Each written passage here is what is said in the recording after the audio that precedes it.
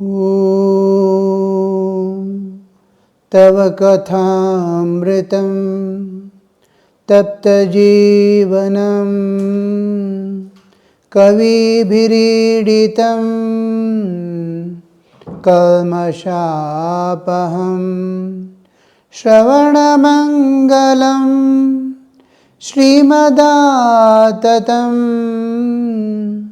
भुवि गृह्णन्ति ये भूरिदा जनाः भुवि गृह्णन्ति ये भूरिदा जनाः.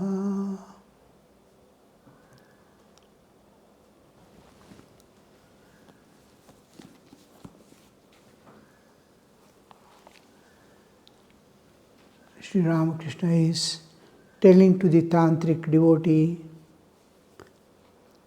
Master, all doubts disappear when one realizes the self. Assume the tamasic aspect of bhakti. Bhakti, the devotion. In devotion, we maintain the duality, subject-object relationship. Duality is maintained. In other places, we don't. In prema, love of God, we want to become one with the object of meditation. I want to become one with God. There, prema and bhakti we differentiate. In bhakti, devotion and divine love, ecstatic love of God. In love, I want to merge like a river entering into ocean. I want to become one with the ocean. In this one, in bhakti, in devotion, I maintain the separation. I am different from God. I serve God. I love God in a different way through service. I try to see Him everywhere in all beings, serve them, give them their needs, seeing God in them. So there is a kind of duality with a pervasive aspect of God. God is pervading everything. I am seeing the objects also pervaded by God, supported by God, and God's power manifested as each object. These acceptances are there. Except God, as if except God nothing is there. Still, that individuality is maintained of the objects because it's manifestation of God. One has become many. So that manyness is seen and it is maintained, and I take care of my household, all the property and all things, vehicles, this, that, as belonging to God. So this aspect is of the bhakti. In bhakti, total acceptance of God in any of His aspects, and my being a devotee, I bring myself to the lowest level of as if I am not there. God is making me, utilizing me to serve Him. To that extent, in bhakti, in all spiritual practices for that matter, the most important two principles is total acceptance of God and total eradication of ego. I am not there, you are, you alone. Not I, you. These two are the main principles. It is adopted in bhakti. In prema, it remains. It remains I. I is not to the humblest level of a bhakta. I love God. And I want to become one with it. I am river. With force I rush to the ocean to become one with ocean. That I is there till it touches thee.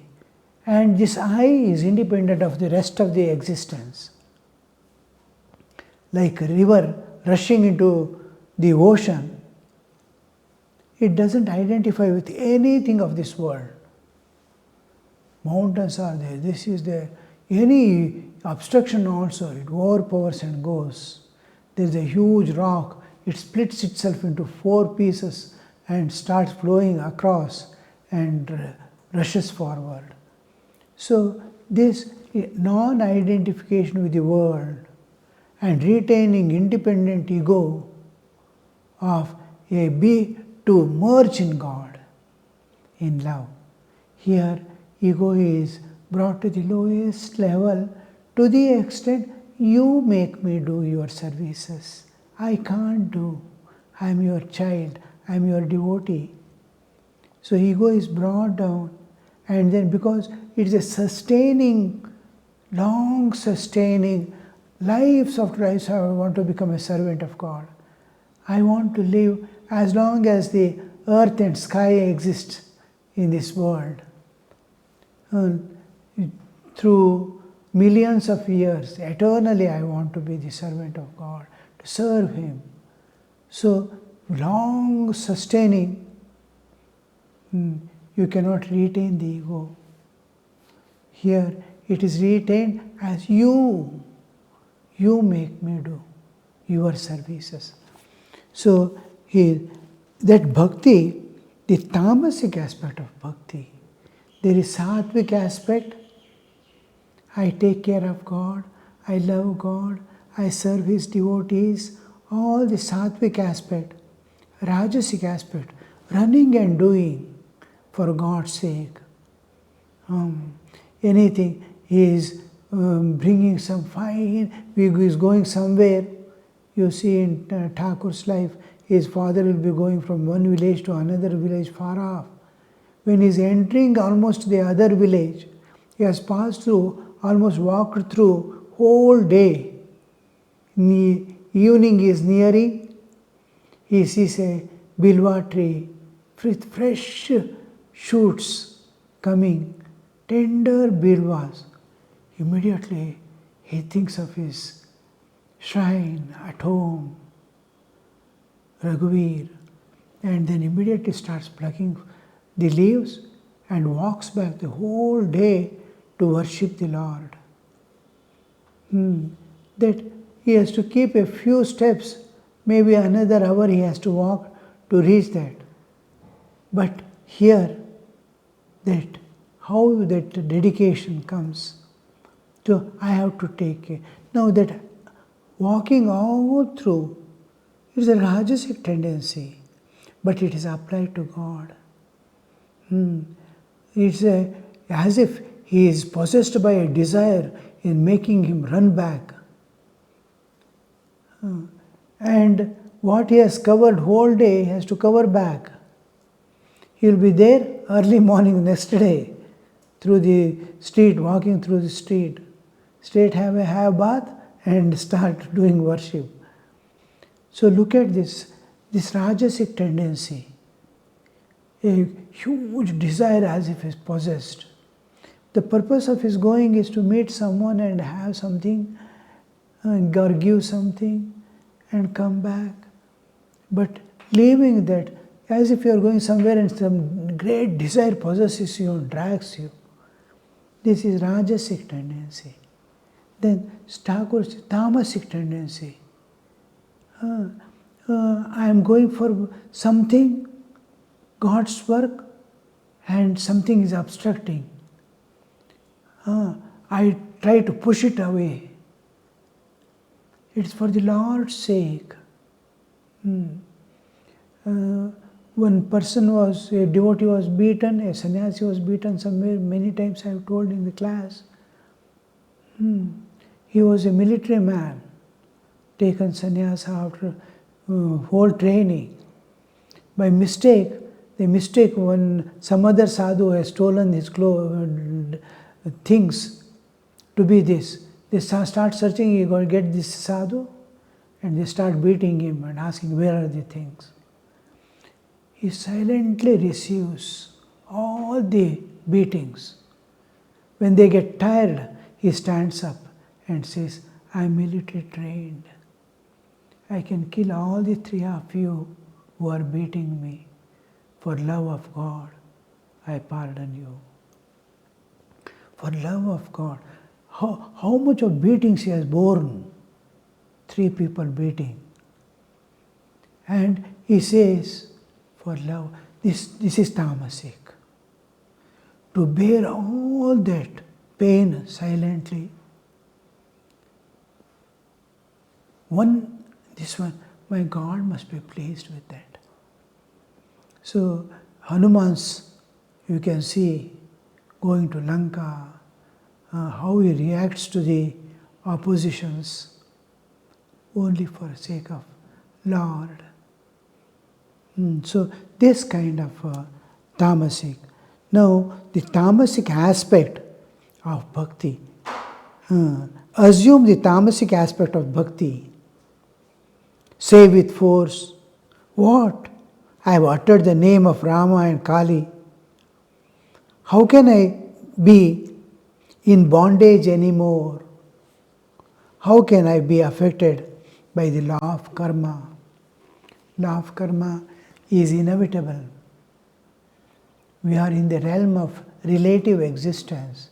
There is absolute existence, relative existence, unchanging, eternal, infinite existence in which the whole universe appears and disappears. This is like a speck in the infinite. It is limited by time and space, the universes. Though our universe is unimaginable in our mind, yet it is only a small speck in the infinite ocean. So this, governed by time, space and causation, law of cause and effect. Every action brings an equal and opposite reaction. That is the law of this world, law of this relative existence, law within the universe. Now, nobody can escape this. Nature is very strict and stern regarding the laws. You can see a seed put in the soil and water it, it is bound to germinate. How the actions work, you see. So, whatever happens in the world, whatever you do, there is a reaction. This, with respect to humans, it becomes a law of karma.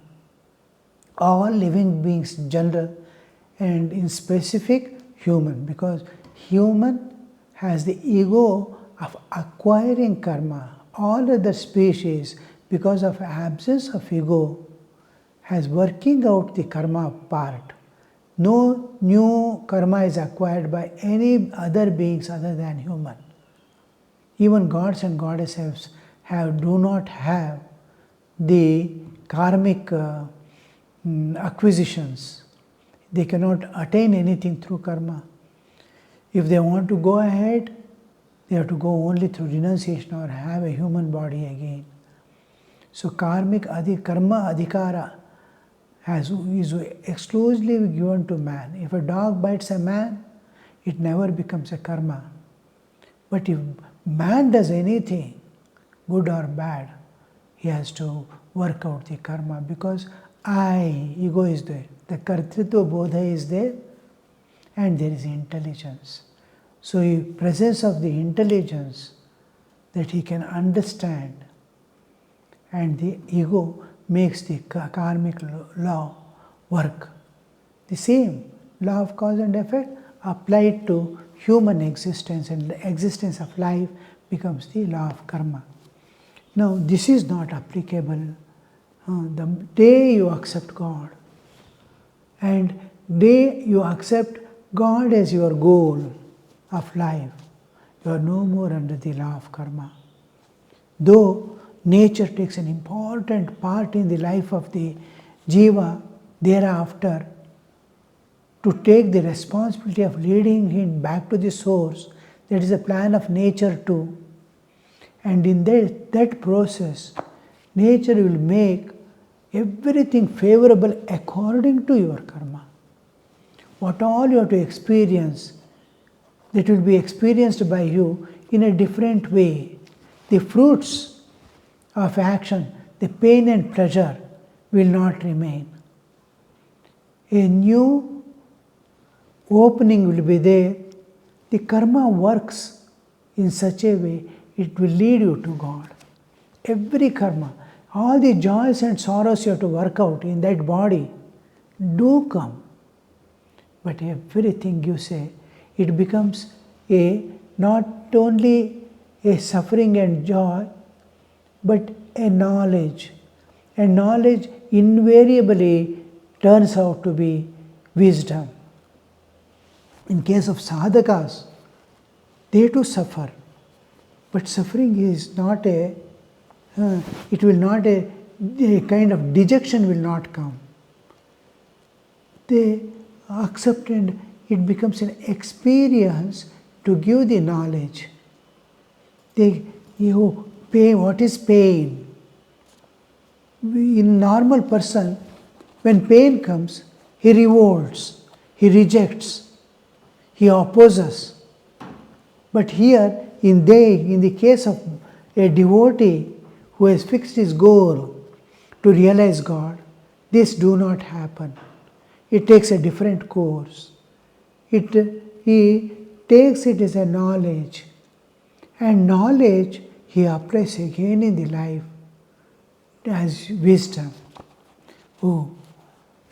Then he starts telling others, don't do like that. It will give suffering. Don't do like this.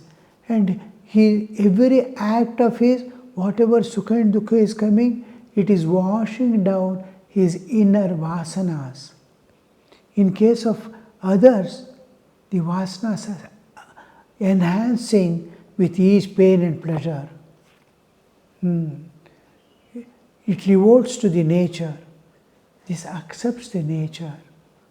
And beautifully, there is spiritual unfoldment. Just the acceptance of the world as it is. You start shooting up in evolution. Everything we have a complaint. We feel everybody is wrong and I alone am correct. Though in the heart of heart, some of my defects are known, but I am not able to tolerate the mistakes of others. And I expect everyone to live as I want. Each person wants the others to live as he wants or she wants. That tendency goes off here. So this tamasic, assume the tamasic force, what I have uttered the name of God, how can there be bondage anymore?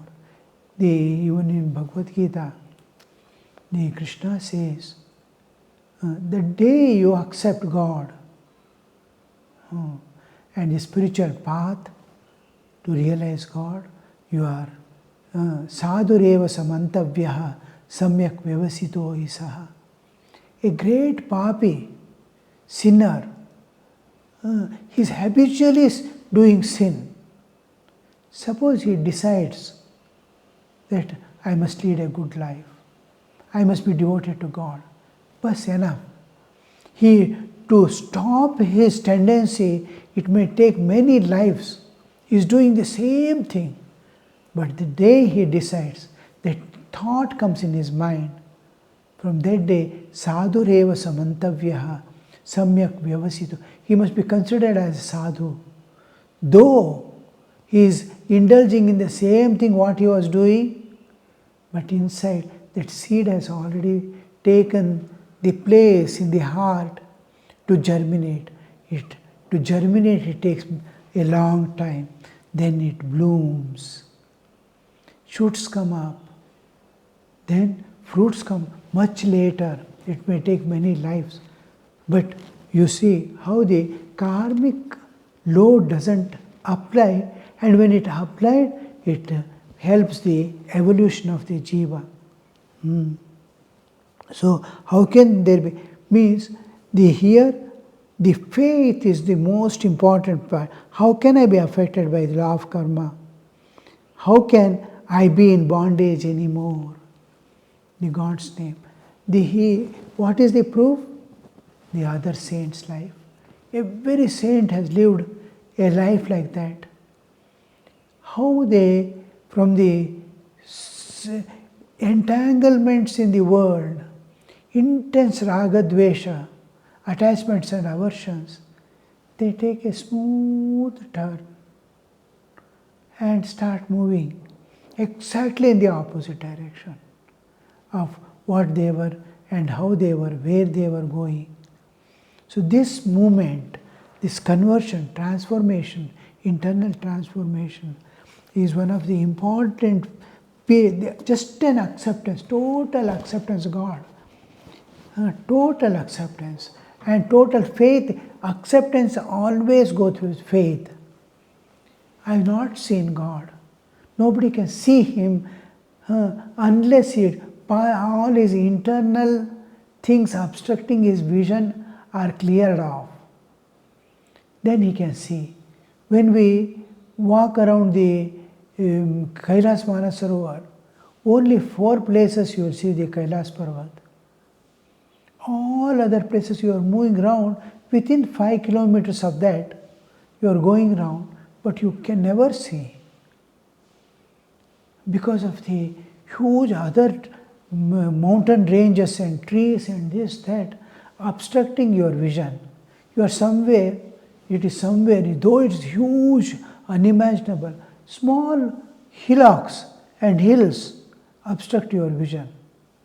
You can't go beyond that. That is the range. That much you have to remain. So you will be going, but in one place all the obstructions are away. And you can see the Kailas Manasarovar. These obstructions, internal obstructions are there, because of which I am not able to get the vision of God. I am not able to penetrate into the nature and see the beyond. So these obstructions have to go. So this part, but I have that faith, that acceptance of God, through inference, through scriptures, through the lives of the saints who have passed through all that, how God interferes, how God enters into their life and presents Himself, reveals Himself to the devotees. All these, through inference, we come to the understanding, yes, there is God. This must be total acceptance. At any time, a doubt should not enter to release you from that grip on which you are holding. Total acceptance means total dependence. I don't need anything more to depend upon. Love God, have faith in God, and try to depend on other things, other people. Whenever some other person comes to offer something, you will immediately recognize God has sent him. He doesn't have a smallest doubt. Independent of God, I am taking some support in this world, including his own bodily capabilities, his own intellectual capabilities, because one day they are going to be proved to be treacherous. I am taking so much of faith in my own bodily existence, in my intellectual existence. I can do anything. But a day comes when you are not able to get up and stand even. So there you will see that, all this failing one by one. When you are in the old age, lying on the cot, uncared for, then you will know, you can't get up and stand. All the energies have gone away. Nature has withdrawn. All the powers and strength she had given. Now it is tapering down. And you will see that how it is you are yielding to the nature again. So there you will see all the dependence on God should not go under any circumstances. Last also, when all supports fail, God's support will be there. All dependence was on other things and not on God, then you will see that you are in dark at the end.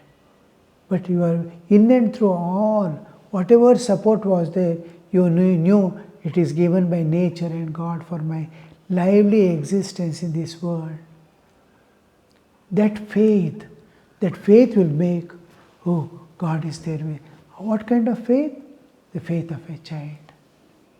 A child, you see, it believes the 1 year, 2 years old child. It cannot remain separated. All its dependence and acceptance of parents. The neighbor may be loving him or her, the child, more than his parents, but he doesn't go. All things, like that dependence, like that faith, the faith that they have in, a child has in its mother, very powerful people, powerful things cannot entice that child again. That kind of faith if you have, I have my mother, I have nothing to worry. Always it will be thinking, even in school, if teacher or somebody scolds or some friends are teasing, I will tell my mother, I have my mother. So Naren, when Thakur sends him to higher levels of consciousness, when he's coming down, he's saying, what have you done? I have my parents. So like that kind of total dependence and faith in that child's faith. Thakur says, if you tell a child, ghost is there in that room, it believes 100% and never looks at that room second time. That kind of faith, if you have, alone these things become true. How can there be bondage anymore? How can I be affected by law of karma? So this is what Sri Ramakrishna is trying to make us see. One of the important, in Advaitic especially, is that Shraddha. Shraddha is Vishwasa in scriptures and Guru's words. Om Shanti Shanti Shanti Harihi Om Tat Sat Shri Ramakrishna Arpanamastu.